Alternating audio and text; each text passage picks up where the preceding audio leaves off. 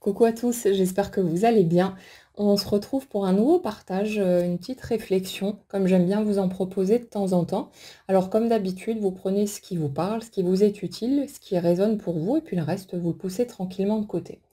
Aujourd'hui, j'aimerais bien parler de cette notion d'avoir le choix et dans le sens inverse, cette impression qu'on a par moment de ne pas avoir le choix, d'être obligé d'être au pied du mur, de ne pas avoir d'autres possibilités. Alors nous, évidemment, depuis notre point de vue, quand on se retrouve dans ce genre de situation, c'est sincère. On a réellement l'impression d'être coincé, d'avoir le cul entre deux chaises et de ne pas avoir d'autres possibilités que l'option qu'on est en train de suivre. Et la plupart du temps, en tout cas l'exemple que je vois le plus souvent, c'est pour des questions d'argent. J'ai pas d'autre choix que de travailler, de faire ceci ou de faire cela, parce que sinon, comment je vais faire pour payer mes factures? C'est ce qui vient le plus souvent, mais après, ça pourrait être applicable évidemment sur d'autres situations et vous aurez peut-être des exemples dans votre propre cheminement. En tout cas, il y a cet aspect-là d'un point de vue intérieur où on est tout à fait sincère en ayant ce sentiment de ne pas avoir le choix, de ne pas avoir d'autres possibilités d'être coincé. Mais quand on regarde ce qui se passe d'un point de vue énergétique, ce que j'observe la plupart du temps, c'est qu'en fait, la personne qui exprime cette idée-là de ne pas avoir le choix ne veut pas avoir le choix parce qu'il y a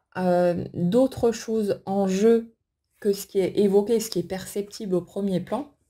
Et cette personne, pour une raison ou pour une autre, ne veut pas avoir le choix parce qu'avoir le choix la mettrait devant le fait que elle peut choisir. Et quand on doit choisir par soi-même consciemment, il peut y avoir des éléments de culpabilité ou des choses comme ça qui rentrent en ligne de compte. Alors, on va prendre un exemple concret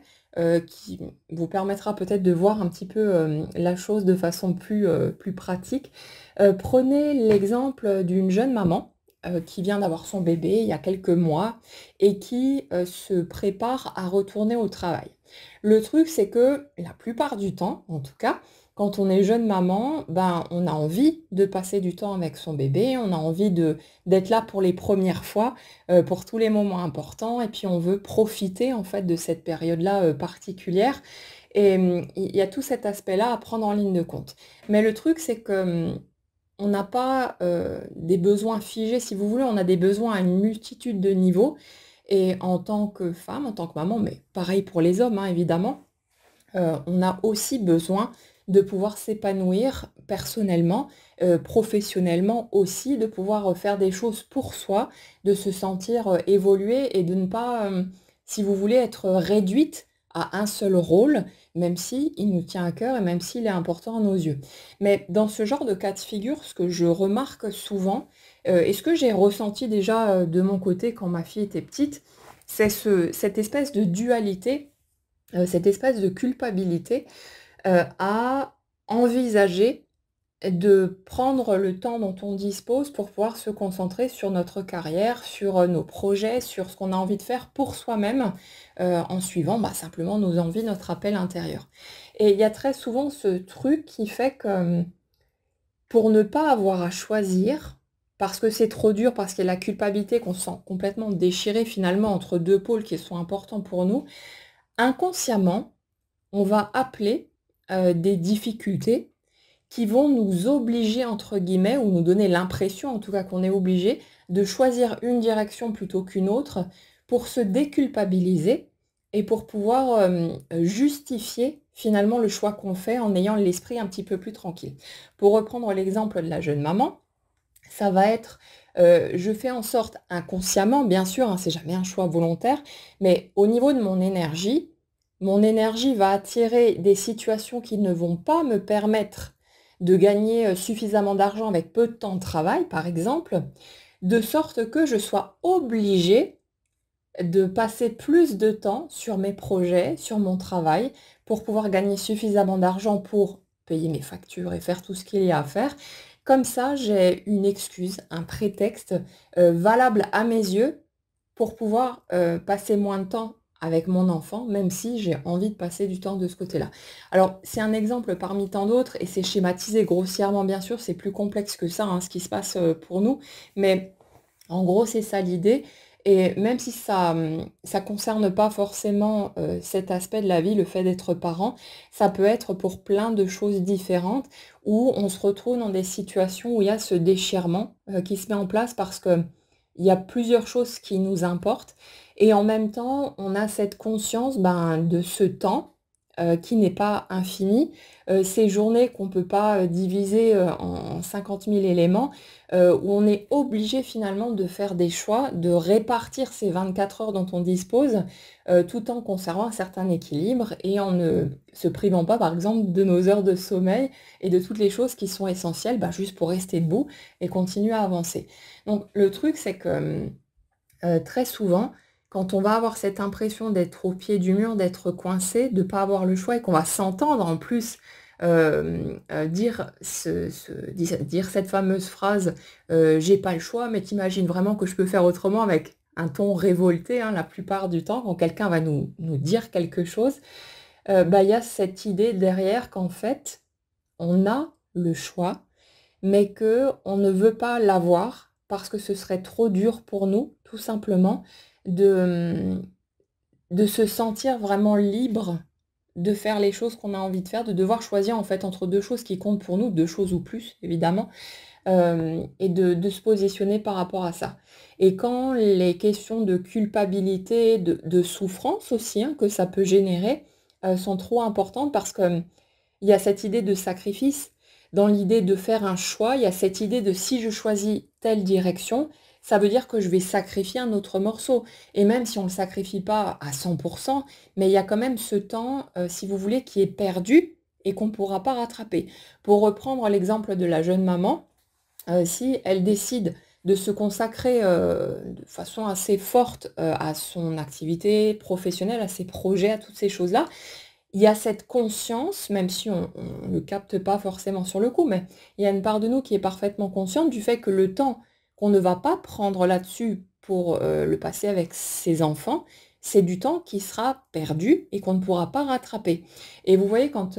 justement il y a quelque chose ou quelqu'un d'important sur la balance de l'autre côté, ben c'est pas si facile que ça en fait de faire un choix, de se positionner. Et ça fait qu'inconsciemment, on désire ne pas avoir le choix parce que là, on peut se sentir libre d'aller dans une autre direction qui est aussi importante pour nous, dont on peut avoir besoin pour notre équilibre. On a besoin de plein de choses différentes et on ne peut pas juste se satisfaire quelque part d'un seul rôle, d'une seule casquette. On est des êtres multiples et on a toutes sortes de besoins qui sont importants de combler pour qu'on puisse se sentir en équilibre. Et le truc, c'est que quand on ne veut pas avoir le choix parce que ce serait trop compliqué, trop douloureux pour nous, ben, inconsciemment, on appelle les éléments, les coups de pouce déguisés, qui vont nous permettre de nous sentir au pied du mur. Et là, dans notre exemple, ça pourrait être les finances qui manquent ou les ennuis, même les difficultés financières, et ce qui nous donnerait une excuse toute faite pour pouvoir dire, ben écoute, j'arrive pas à m'en sortir en ne faisant que, un mi-temps par exemple ou ce genre de choses, donc je suis obligée de passer plus de temps, sur mon travail, sur mes activités, sur mes projets. Et le truc, c'est qu'il y a une part de nous qui peut être soulagée aussi de ça, parce que, c'est pas si évident que ça, hein, d'avoir des enfants non plus, mais même pour d'autres raisons que ça, il y a une part de nous qui peut être contente de souffler, d'avoir du temps pour elle, d'avoir, juste à s'occuper d'elle-même en fait, alors que, ben, en même temps, on a aussi envie de passer du temps avec ceux qu'on aime ou de faire encore d'autres choses et de pouvoir se consacrer à tout ce qui compte pour nous. Mais le fait est qu'une journée ne fait que 24 heures, que le temps passe et qu'on ne peut pas, on ne peut pas se démultiplier, on ne peut pas être partout en même temps. Et cette idée de devoir faire des choix, elle n'est pas toujours si évidente que ça à assumer. Et quand on n'y arrive pas, ben, c'est notre énergie, comme toujours, qui prend le relais et qui modèle en fait notre réalité pour nous permettre de nous raconter des histoires et de nous sentir en fait un peu plus en paix avec tout ça. Et l'idée là-dedans, en fait, c'est que si vous êtes dérangé par cette idée de vous sentir coincé, au pied du mur et d'avoir cette impression de ne pas avoir le choix, quand vous allez accepter de regarder en face ce truc et de vous dire: «Peut-être qu'effectivement, j'ai pas envie d'avoir à choisir parce que ce serait trop dur pour moi», là, vous pouvez commencer à vous remettre d'accord en fait avec vous-même et vous pouvez récupérer ce pouvoir de choisir tout simplement. Cette prise de conscience, si vous voulez, ce déclic, il se fait automatiquement à partir du moment où la souffrance engendrée par le sentiment de ne pas avoir le choix atteint un certain seuil. À partir du moment, si vous voulez, où votre désir de sortir de cette situation et donc d'avoir à nouveau le choix devient plus fort que cette envie que vous pouviez avoir de ne pas avoir à choisir, là, votre réalité est obligée de s'aligner et vous allez pouvoir récupérer cette possibilité d'avoir le choix, vous rendre compte de toutes ces choses-là et peut-être que ça passera par ce podcast ou par n'importe quel autre biais de toute façon qui sera à portée de main. Mais vous allez récupérer cette possibilité, vous allez récupérer ce pouvoir finalement et vous rendre compte que le choix, vous l'avez. Et on en avait déjà parlé il y a quelque temps de cette idée d'avoir le choix et que quelque part prendre conscience de cette notion-là, du fait qu'on a toujours le choix, y compris sur les interprétations qu'on va faire des situations qu'on vit, des discussions qu'on peut avoir, de toute situation qui peut se produire dans notre quotidien. Cette idée de récupérer finalement cette notion de j'ai toujours le choix, de comment je me positionne, ça change tout. Parce que le choix qu'on va faire face à n'importe quelle situation va déterminer comment on va se sentir. Et comment on se sent détermine le type d'expérience qui va prendre forme dans notre quotidien. Vous avez une discussion avec quelqu'un, imaginez, et cette discussion peut prêter à confusion, peut être interprétée de toutes sortes de manières. Ça, c'est une expérience qu'on a absolument tous fait déjà, un certain nombre de fois, des conversations où c'est ambigu et où quelque part on interprète les choses, on tire des conclusions, mais finalement, on n'a aucune certitude parce que peut-être on n'est pas allé suffisamment loin dans le questionnement, on n'a pas essayé de demander des explications à l'autre sur qu'est-ce qu'il ou elle voulait dire par telle ou telle chose, et ainsi de suite. Et le truc, c'est qu'après coup, nous, on est là, on rumine dans notre coin, on réfléchit, on se refait la conversation, mais finalement, on n'en sait toujours pas plus. Et la seule chose qui reste, c'est notre interprétation. Et cette interprétation, en fonction du choix qu'on va faire à ce sujet-là, va déterminer comment on va se sentir par rapport à cette situation. Et ces choix, en fait, on les a à tout niveau. Et quand vous commencez finalement à remettre en question les interprétations que vous faites, je vous avais parlé un certain nombre de fois de la méthode de Byron Katie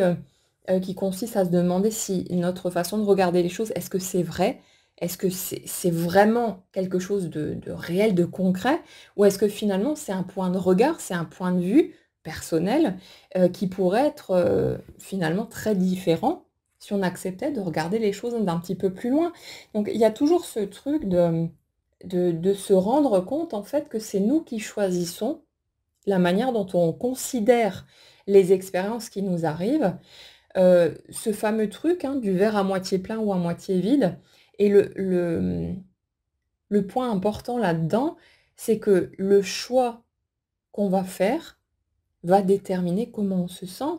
Est-ce que je choisis de me laisser abattre, de me poser en victime, de me sentir écrasée par la vie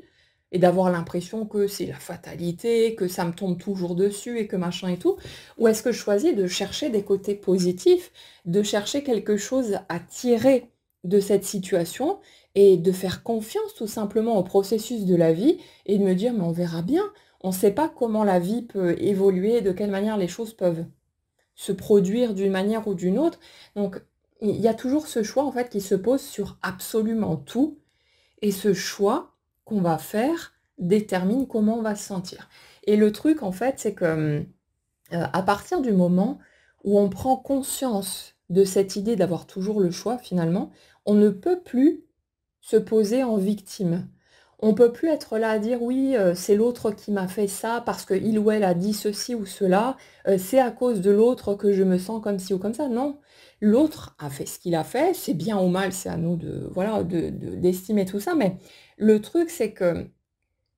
la manière dont nous, on choisit de réagir, ce qu'on choisit de faire de cette situation, c'est ça qui génère notre sentiment de bien-être ou de mal-être et c'est nous, au final, qui créons notre vie à partir de cet espace-là. Alors évidemment, la théorie est très simple, la pratique l'est beaucoup moins. Parce que depuis tout gosse, on est habitué à fonctionner d'une certaine manière, à interpréter les choses, à les déformer bien souvent en fonction des modèles qu'on a eus autour de nous. Et le truc, c'est que évidemment, c'est pas du jour au lendemain qu'on passe de certaines habitudes qui nous font nous sentir mal à quelque chose où on est dans la confiance, dans la plénitude, dans le bien-être et où on peut voir les choses plus facilement sous un nouvel angle. Ça demande de l'entraînement. C'est comme une rééducation finalement de notre façon de penser et c'est un exercice mental quotidien, en tout cas pendant un certain temps. Après, avec la pratique, ça devient de plus en plus facile et ça devient une seconde nature. Ça devient quelque chose de plus en plus évident parce que petit à petit, on se reformate en quelque sorte pour avoir cet élan-là qui nous pousse à chercher des côtés positifs, à chercher à relativiser. Mais ça ne veut pas dire qu'on va zapper la réaction émotionnelle directe, parce qu'il y a forcément des choses qui vont nous toucher, qui vont nous bouleverser, qui vont venir piquer peut-être des blessures plus anciennes. Donc généralement, quand une situation se produit, la première chose qui se passe, c'est une réaction émotionnelle. Et ça, c'est normal, il n'y a pas à chercher à la bloquer ou quoi que ce soit. On est tout à fait légitime dans ce qu'on ressent et c'est un processus qui est entièrement naturel. Mais ensuite, on a le choix de comment est-ce qu'on va réagir par rapport à tout ça. Est-ce qu'on va rester accroché à nos interprétations qui sont souvent erronées? Est-ce qu'on va rester focalisé là-dessus? Est-ce qu'on va rester dans l'accusation de l'extérieur, toutes ces choses-là? Ou est-ce qu'on choisit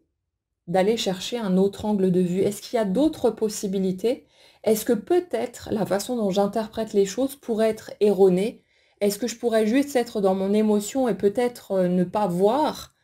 tous les éléments en fait qui composent cette situation? Et on peut choisir, une fois de plus, d'aller creuser, d'aller regarder plus loin et de peut-être découvrir des choses intéressantes et qui vont nous apporter soulagement,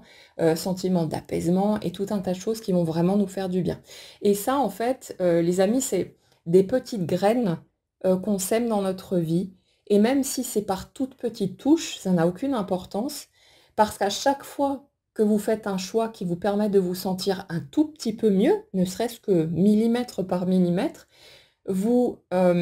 semez des graines qui vont germer, qui vont se développer pour la suite de votre cheminement. Donc même si ça prend un peu de temps, même si c'est pas toujours facile, même si parfois on a le sentiment de revenir en arrière, ce qui n'est pas réellement le cas, mais c'est l'impression qu'on peut avoir, dans les jours généralement où on est de moins bonne humeur, on est fatigué, toutes ces choses-là, on a l'impression d'avoir fait plein d'efforts et puis finalement oui mais ça sert à rien, mais c'est juste qu'on a un coup de mou et c'est ok comme ça, c'est être humain tout simplement et c'est pas un problème, c'est pas grave et ça n'annule pas toutes ces petites graines qu'on a déjà plantées. Donc c'est à chacun de voir, il n'y a pas d'obligation d'être heureux, c'est pas une course au bonheur, c'est juste que c'est plus sympa pour nous de chercher notre bonheur et notre épanouissement, d'aller par là. Donc c'est des clés que je vous propose, que je partage avec vous, mais après il n'y a aucune obligation de vous en servir, c'est pas une espèce d'examen, chacun est libre de vivre sa vie comme il le souhaite, y compris s'il souhaite rester en fait dans ses croyances, dans ses idées qui peuvent le faire souffrir, hein. C'est libre à chacun vraiment de suivre son cheminement comme il le souhaite. Il n'y a absolument aucune obligation de travailler sur soi, d'évoluer d'une certaine manière ou je sais pas quoi. C'est juste que ça rend la vie plus légère et plus agréable et la grande majorité du temps en tout cas, on aspire tous à ça. Donc c'est une porte qui reste ouverte et peu importe le chemin qu'on laisse derrière soi, peu importe le temps qu'on a passé à rester enfermé dans certaines idées, à partir du moment où on veut qu'il y ait un changement, on est libre à tout moment de faire un nouveau choix et de commencer à planter nos petites graines et de créer quelque chose de neuf, un nouvel élan pour la suite de notre cheminement. Donc cette idée d'avoir le choix, elle est vraiment hyper importante. C'est pour ça que j'aime bien revenir de temps en temps sur ce sujet-là aussi parce que je sais aussi qu'on a souvent besoin d'entendre les choses un certain nombre de fois et peut-être exprimer de différentes manières jusqu'à ce que ça s'intègre pour nous. Mais cette idée-là, elle est extrêmement précieuse. Et justement, pour revenir au sujet de départ, quand on a, par moment cette impression d'être coincé, de pas avoir d'autres possibilités, de pas avoir le choix, en fait, c'est un mensonge en quelque sorte, même si de notre point de vue, on le pense réel. On a vraiment cette impression-là, c'est notre sentiment et c'est à respecter. Mais la réalité des choses d'un point de vue énergétique est tout autre. Et en fait, on a le choix, c'est juste qu'on ne veut pas avoir à choisir pour une raison ou pour une autre, comme dit souvent pour des questions de culpabilité, de tiraillement entre différents pôles. C'est pas si facile que ça. Et souvent, en fait, on appelle soi-même inconsciemment les difficultés ou situations qui vont nous permettre de dire ben, j'ai pas le choix, il faut que j'aille dans cette direction, alors qu'en fait, c'est ce qu'on veut au fond de soi, mais comme c'est trop difficile de devoir choisir entre plusieurs éléments qui nous tiennent à cœur, ben, on appelle inconsciemment cette option-là, cette difficulté. Et le truc, c'est qu'en se recadrant en fait sur cet aspect-là, en prenant conscience du fait qu'en réalité, le choix, on l'a, et on l'a toujours eu, ça nous ouvre d'autres possibilités et ça fait que les difficultés, par exemple, qu'on a pu appeler inconsciemment pour X raisons, ben, on n'en a plus besoin en fait parce qu'on va accepter d'assumer nos choix, de choisir consciemment quand on est OK avec ça et bah, de juste trouver un équilibre entre les 2 ou choisir un côté plus que l'autre et d'aller au bout du truc. On n'aura plus besoin d'une excuse, d'un prétexte. On se remet d'accord avec soi-même, ce qui n'est pas forcément facile non plus, mais on peut trouver de quoi jongler entre les choses pour, nourrir tous nos besoins, en fait. Et le fait de se mettre d'accord avec soi, ça fait qu'on n'a plus besoin de ces obstacles, on n'a plus besoin de ces difficultés qu'on avait appelées inconsciemment et du coup, bah, elles peuvent libérer le passage pour nous permettre de commencer à vivre, un nouveau type d'expérience et de pouvoir trouver un nouvel équilibre, de franchir de nouvelles étapes. Donc, si vous vous sentez dans ce type de situation, essayez déjà de respirer un grand coup, de ne pas vous prendre trop la tête et n'essayez pas de vous forcer, à accepter ce que je viens de vous dire, mais prenez simplement le temps de réfléchir, de vous demander s'il y a quelque chose éventuellement qui pourrait être arrangeant pour vous, dans l'idée de ne pas avoir le choix pour des questions de culpabilité, de pression, de sensation de sacrifier quelque chose au détriment de quelque chose d'autre. Donc, il y a tous ces aspects-là. Regardez simplement ce que vous ressentez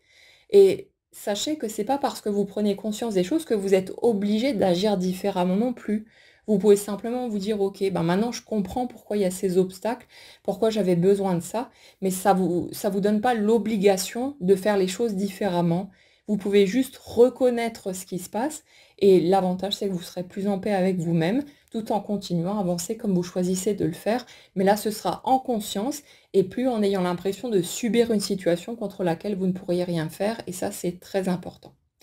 Voilà les amis pour ce petit partage. J'avais envie d'aborder ce sujet-là aujourd'hui. Alors n'hésitez pas hein, non plus à